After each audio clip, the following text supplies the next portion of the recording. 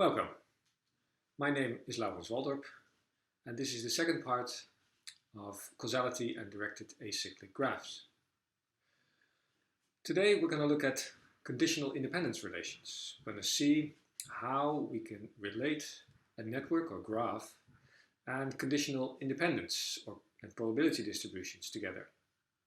This will make it easy to work with pictures or graphs of relations between variables that we think are causal and their underlying probability distributions. So we'll start off with what we more or less mean with a causal graph, and this will become more precise as we gradually proceed.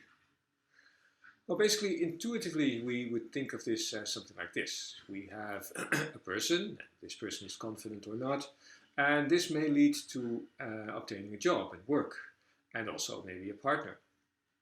Work will lead to money, and maybe money will lead to happiness. And having a partner will lead to love, and love will also lead to happiness.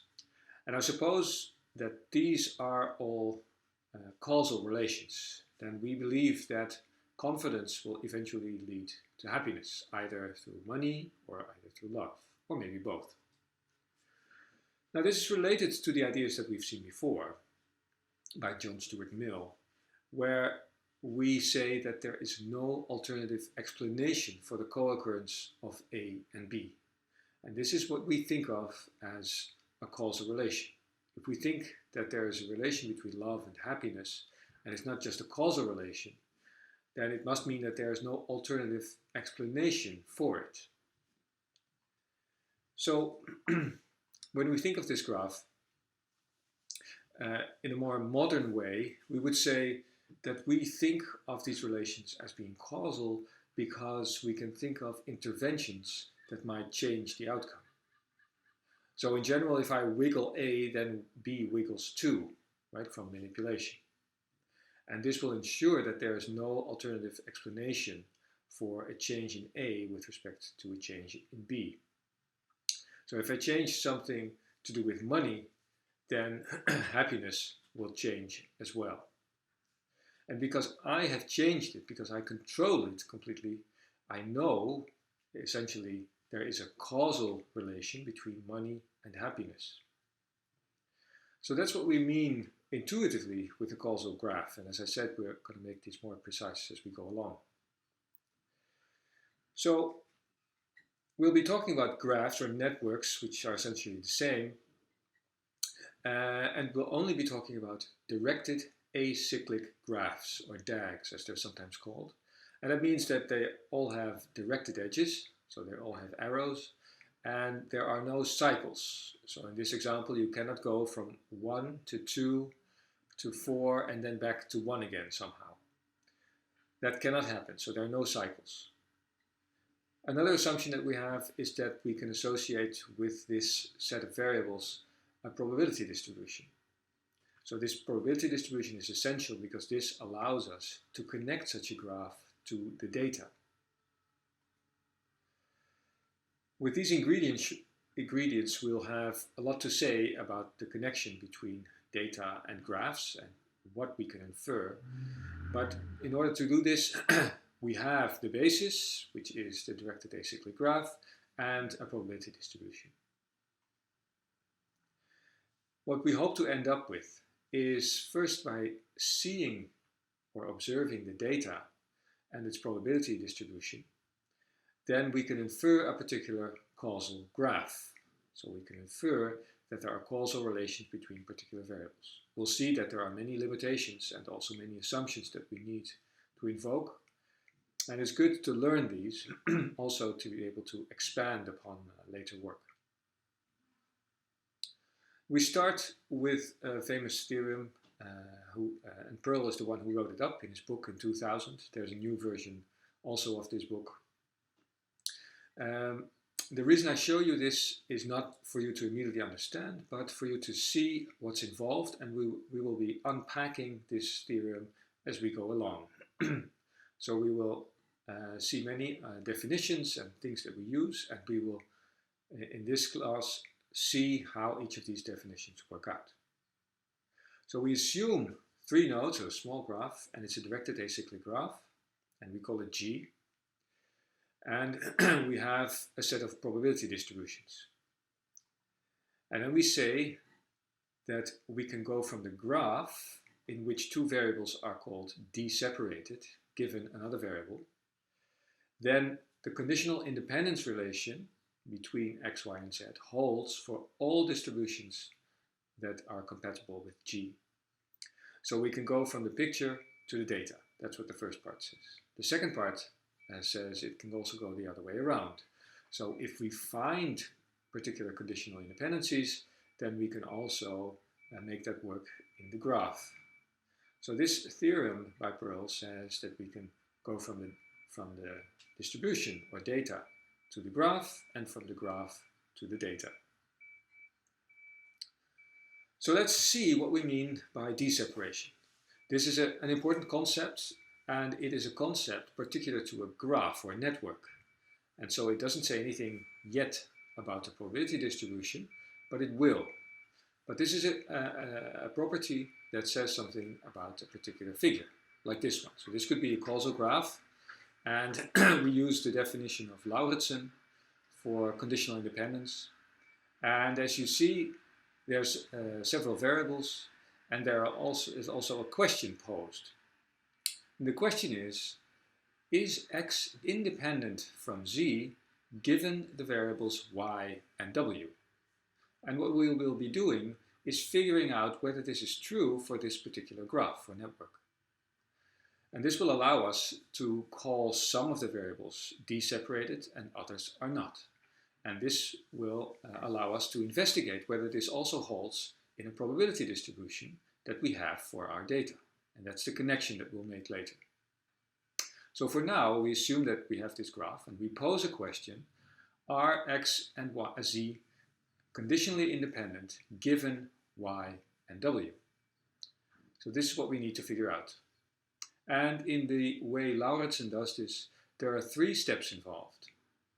The first step is called an ancestral graph, and you basically pick the variables of interest and all variables that have a directed path to those variables of interest. So here we have the variables x, z, y, and w, and they are of interest to us. And other variables like v, which are not in the list that we just mentioned, but it is an ancestor of w. In fact, it's a parent of w, and that's where the name ancestral graph comes from.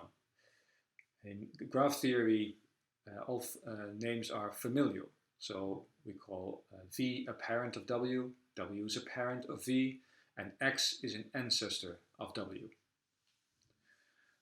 So even though v is not a variable of interest, we still need it in the ancestral graph because it is a parent or an ancestor of w. Then we moralize, what's called moralization, the ancestral graph. That means that we marry the parents that have a child in common and convert the arrows into undirected edges. So if we had v and z that were parents of w, but they were not connected themselves. There was no edge between v and z. So what the ancestral graph moralization does is it says they are parents, they have no connection, so they must have a connection in order to be moralized. In other words, they must be married. And so this is the picture we end up with. V and z are now connected because they have a common parent w. And then we consider separating all paths in the graph, the moralized graph, between x and z. So here we consider whether we can find a path from x to w, given that we can block out x to z, given that we can block out y and w, because that's what we condition on. So let's see how that works in more concrete steps. So this is the question: are x and z independent given y and w? We start out with the graph and we pick out the variables that we need according to the ancestral graph. And we need all of the variables, so the graph remains the same. Then we need to moralize it, which means that we need to marry the parents, and in this case, of a common child. In this case, the only situation that occurs is at W. W is sometimes referred to as a collider node because there are two edges coming in, the arrows are coming into W, and they collide. So V and Z have a common child, and V and Z are not married, they are not connected. So in the next step, we need to moralize V and Z and make a connection and remove all the arrowheads. And that's the moralized ancestral graph that we see here. And now we can answer the question, because now we can determine whether there is an open path from X to Z, given that we block Y and W. And of course this is immediate now. We can go from X to V to Z, and there we see that this question, are they conditionally independent, has to be answered in a negative. No, there's an open path, or X and Z are conditionally dependent given Y and W. So this is d-separation. It's a property of the network or graph. And so what we will be doing later is figuring out if this conditional independence also holds for the probability distribution. So let's have another look at another example. It's a little bit more complicated, more variables are involved, but you'll see what happens in the first step in making an ancestral graph. We have the variables x, y, z2, and z3. Those are the four variables that are of interest to us here. So if we look at this graph, we see, of course, that x and y and z2 and z3 are relevant. And we need to take into account all ancestors of those variables. So, for instance, z4 is not an ancestor of any of the variables of interest to us. Right? Z4 goes into U, but U is not a variable of interest. U has only incoming arrows. There are no other outgoing arrows from Z4, so it cannot be an ancestor of any of the other variables. So, for example, Z4 will be deleted from the ancestral graph. There are other variables that are deleted. U and W are also not ancestors of any of the variables of interest, X, Y, Z2, and Z3. So we don't need those either. So in the ancestral graph, we have removed now three variables that will not play a role in determining the answer to this question posed in this, for this graph. Are X and Y conditionally independent given Z2 and Z3? Now in the next step, we need to moralize the graph and then remove the arrowheads so that they are just connected or not. And we see one collider node, which is at Y, and Z2 and Z1 collide on Y there. So we need to marry Z2 and Z1 in the moralized graph. So that's what we do. And we remove all the arrowheads. And then we are left with this picture. And for this, we need to figure out if X and Y are connected, if there's a path from X to Y, given Z2 and Z3. Now, if we try to move from X to Y, we first always go through Z2. And there we see that we condition on Z2, so we block that path. And even though Z2 and Z1 are connected, there's no way to get to Z1 other than Z2, and we block that, so there's no way to get to Y when Z2 and Z3 are blocked upon. So in this case, yes, X and Y are conditionally independent given Z2 and Z3. So this is an important concept, d-separation, and it allows us, or will allow us, to identify within the data through probability distributions what's going on with these pictures. So as mentioned in the theorem, we need to go from the data to a causal graph. And how we do that is by identifying the d-separations that we think hold true in the data. But there's a limitation that we need to discuss, and that is the following. We can see here a chain from x to z and from z to y. And we can see a common cause graph on the right from z to x and from z to y. Now, if we look at their conditional independencies, or if we look at their d-separations, we can see that x and y are d-separated or conditionally independent given z. If we block on z, there's no way that x and y can be connected. Intuitively, you can think of this as inspecting in the data the correlation between x and y, given that you've partialed out or know z. So these are the same, but obviously the causal structure is very different for both graphs. So this presents us with a problem. And in fact, it is related to these three graphs. We can see the d-separation for the first chain that we just saw. X and y are d-separated given z. And x and y are d-separated given z as well for the middle graph in the common cause. But x and y are not d-separated given z in the final graph on the right. So that's very different. But if we did not condition on z, then x and y would be d-separated. They are not connected at all. They are just different things that connect to z. But the arrowheads go into z in a collider fashion, so the x and y without z are not connected. But if we look at x and y then, and we do not condition on z, then certainly in a common cause graph in the middle one, they are connected. And also for the chain graph, if we ignore z, then x and y are certainly correlated or connected.